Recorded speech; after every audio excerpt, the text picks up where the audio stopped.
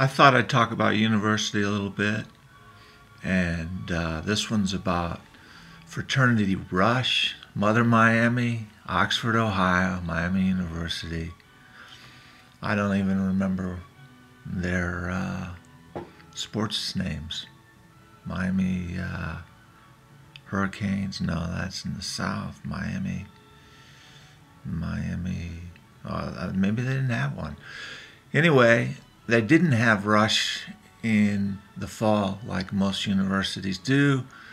They wanted the students to get used to school before they got corrupted, and we had ours in the winter, and I just remember it snowed a lot that low in Ohio, the level of Cincinnati, and this school was 51% Greek, which is utterly unheard of in that period, that close to the Vietnam War in 78, 79. And Rush is a horrible thing they do to evaluate your social skills, your maneuverability, your sports acumen, the way you dress, the way you look, what your father did. And I'm sure it's 10 times worse for females going through sorority Rush, but I only did it because everybody else did it. And those who didn't were called GD independents. My girlfriend crosses every time she hears that word. So they were GD independents, and I was a Phi Beta Kappa.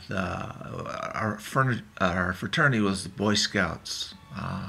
Instead of Hell Week, we had Help Week, where we painted the walls and did stuff like that. And they were heavily into fellowship, a lot of spiritual guys, and a lot of gay guys, really, for that time anyway. And you go through a series of, they're not really parties. I don't know what to call them. You get your beer and you just walk around and try desperately to have a conversation with somebody. And one time, particular time, there was a guy by the name of Billy Ball. I'll never forget it. And we really hit it off well. Maybe that's how I got in. And we just laughed for about an hour, and I thought, this guy's like Gary or Bill or Jimmy Gowan, somebody from back home.